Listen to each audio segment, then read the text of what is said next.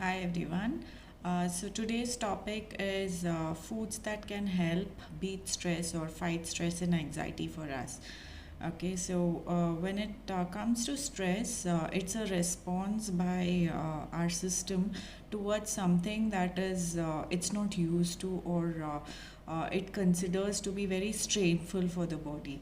Right, so there are different kinds of stress. It could be emotional stressors, it could be physical stressors, or it could be biological stressors. So there are different kinds of stressors that the body goes through. Um, the usual stress that triggers a craving is usually the emotional stress. And now that we are all in a quarantine environment, I'm sure most of us are having enough amount of stress. And these are some foods that you can include every day into your diet so that you can beat the stress. Okay, so first thing is coconut oil.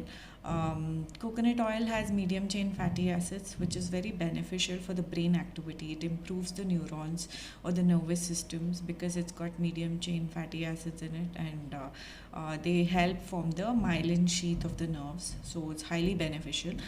Consuming 1 tablespoon of coconut oil can go a long way. It is also proven that people who consume coconut oil on a regular basis have lesser risk of Alzheimer's or dementia kind of diseases, right? The second thing is walnuts. Having walnuts in our diet on an everyday basis can really improve our way of reacting towards things because it provides enough nutrition for the brain. It's again rich in omega 3. Omega 3 again is a brain food, and it really helps in terms of dealing stress in a much better way. The third thing is flax seeds, again rich in omega 3s. Flax seeds might not suit everybody, so roast, powder, and then consume, and if not, soak and then consume. These are two ways that you can consume flax seeds. If nothing, you can roast, powder, mix it with your atta. That's another way of consuming flax seeds into your routine. It's also rich in fiber, so good for the gut bacteria. Okay, the next set of things is B vitamins. B vitamins are mostly found in non-vegetarian food, like eggs and chicken, these kind of things. But then in vegetarian foods, it comes from the whole grains that we eat. It comes from the nuts that we eat.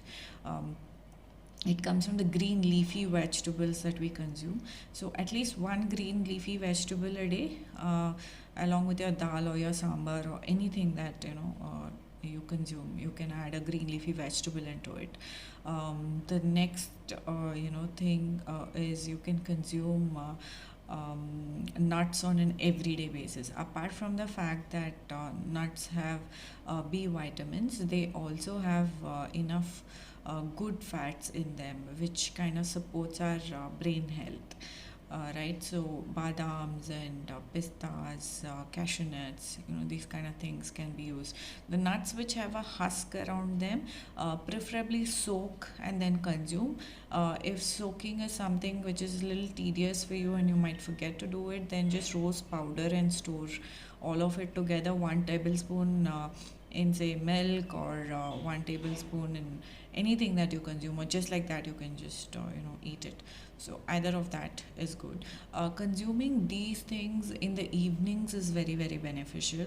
Why? Because what happens is through the day there is a lot of energy drain out that happens, and by the time it's 4:35, we all get very hungry, and we try to look at what can we grab and eat.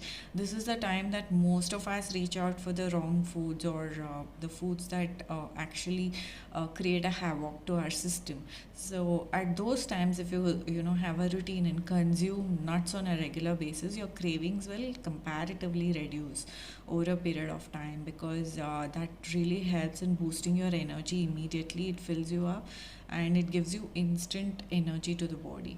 So that way you'll stop craving for the wrong foods at this time, right? And Last but not the least, the humble curd or the buttermilk, that we consume on an everyday basis. Buttermilk is something I would say should be served in meetings. Why? Because it keeps you alert, right? So you can add a tadka of ginger and like hing, chilies, and maybe coriander or curry leaves into it, and then mix it with a little bit of salt and consume buttermilk on a regular basis. That one, it'll improve your probiotics. Two, because the gut and the brain are connected, it'll reduce your stress levels also. So overall, it'll keep you alert. So even kids can be given these foods on a regular basis, because that'll improve their productivity, their focus on the things that they're doing. Especially school going children, they have a lot of distractions these days, and if they're given these kind of foods, their anxiety, their pressure, or their stress levels will start reducing. Last but not the least, but something which is very very useful is the um, turmeric tea. Consuming turmeric on a regular basis, antibacterial, antiviral, we all know. But apart from that, it also has a very calming effect on our nerves. So have a turmeric tea. You can add fresh roots of turmeric, boil it nicely, add a little bit of honey to it, and then consume it. Otherwise, if you don't like it that way, you can make a haldi ka doodh, or turmeric milk, and consume it as well. So these are some of the foods that will calm our nervous system, and it will also help improve the nervous health. So you will have less cravings, you'll have less emotional cravings, and you'll be able to deal with stress a lot better. So consume these foods, and do let me know which one was the best that helped you. And we'll come up with a new topic tomorrow. And all the best till then.